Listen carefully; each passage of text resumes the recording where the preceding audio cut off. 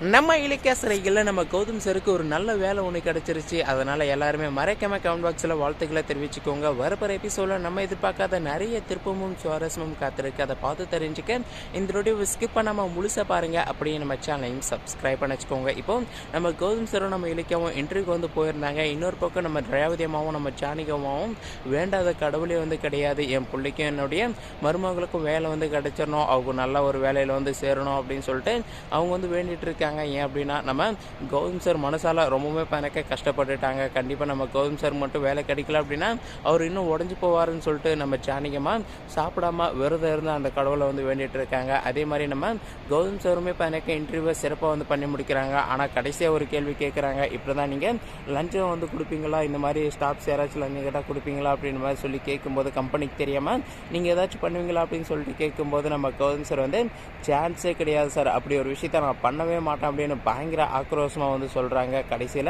எப்படியோ நம்ம கௌதம் சருக்கு பணக்க வேலை கிடைச்சிருச்சு. நம்ம கௌதம் சருடைய நேர்மையை பார்த்து பெருமைப்பட்டு அந்த வேலையை பணக்க கொடுக்குறாங்க. ஒரு நல்ல சம்பளத்தையும் வந்து கொடுக்குறாங்க. நம்ம கௌதம் சரை அந்த கம்பெனியை வந்து பாராட்டு செய்து நம்ம கௌதம் சரை கூடிய சீக்கிரமே நீங்கள் வந்து ஜாயின் பண்ணிக்கலாம் அப்படின்னு சொல்லிட்டு அட்வான்ஸ் பணத்தையும் வந்து கொடுக்குறாங்க. சந்தோஷமாக வாங்கிட்டு நம்ம கௌதம் சரை வந்து சிரிச்சுக்கிட்டே வந்து வெளியே வராங்க. ஆனால் இன்னொரு பக்கம் நம்ம இலக்கியா இன்டர்வியூக்கு போன இடத்துல எல்லாமே சிறப்பாக தான் நடந்துச்சு. நம்ம இலக்கியாவும் இன்டர்வியூ பண்ணக்க ரொம்ப நல்லா வந்து பண்ணாங்க. நம்ம இலக்கியோடைய திறமையை பார்த்து அந்த கம்பெனியில் இருக்கிற எல்லாருமே வந்து வியந்து போனாங்க. இந்த வேலை கண்டிப்பாக உங்களுக்கு தான் வந்து கொடுக்கணும், நீங்கள் வந்தால் எங்கள் கம்பெனி முன்னேறும் அப்படின்னு சொல்லிட்டு அந்த வேலையை நம்ம இலக்கிய கிட்ட வந்து கொடுக்குறாங்க. ஆனால் நம்ம இலக்கியா எனக்கு அந்த வேலை வேணாம் சார் அப்படின்றாங்க. ஏன் அப்படின்னா என்னை விட கஷ்டப்படுற ஒரு பொண்ணு இருக்காங்க, அதே சமயத்தில் அந்த பொண்ணுக்கும் என்னை விட திறமை அதிகமாகவே இருக்குது, அந்த வேலையை அந்த பொண்ணுக்கே வந்து கொடுங்க அப்படின்னு சொல்லிட்டு நம்ம இலக்கிய பேனக்க தனக்கு கிடைச்ச வேலையை ஒரு பொண்ணுக்காக வந்து விட்டு கொடுக்குறாங்க. கண்டிப்பாக நம்ம இலக்கியோடைய மனசை நம்ம கௌதம் சாரும் புரிஞ்சுப்பாரு. இன்னொரு பக்கம் நம்ம ஜானகியம்மாவுமே வந்து புரிஞ்சுப்பாங்க. நம்ம இலக்கியாவை நினச்சி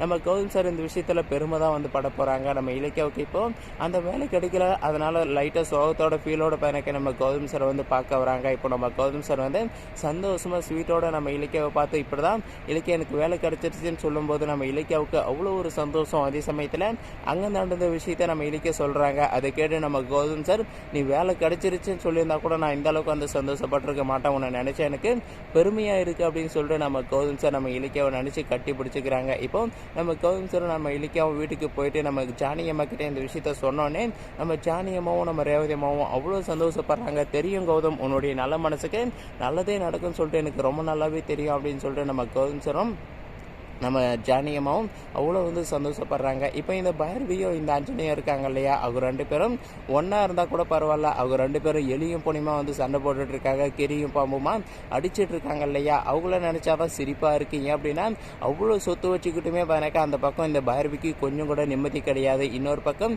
இந்த அஞ்சலி இருக்கா இல்லையா, இந்த அஞ்சலி இது எல்லாமே நான் தான், எல்லாத்துக்கும் நான் தான் அப்படின்ற மாதிரி சொல்லிட்டு பயங்கரமாக வந்து ஆடிட்டு இருக்கா. அதெல்லாம் பார்க்கும்போது இந்த பைரவிக்கு வயிறெல்லாம் வந்து பத்திக்கிட்டு எரியுது. நான் கஷ்டப்பட்டு இவளை இந்த வீட்டுக்கு கூட்டிகிட்டு வந்து இந்த சொத்தெல்லாம் அடைஞ்சு நான் ராணி ஆகலான்னு பார்த்தா இவ வந்து இந்த மாதிரி பண்ணிட்டு இருக்காளே, இவளுக்கு ஒரு ஆப்பு வைக்கணும், இவளுக்கு ஒரு பாயசத்தை போடணும் அப்படின்னு சொல்லிட்டு இந்த பைரவி பிளான் போட்டுட்டு இருக்காங்க. வெயிட் பண்ணி பார்க்கலாம் என்ன நடக்கும் அப்படின்னு.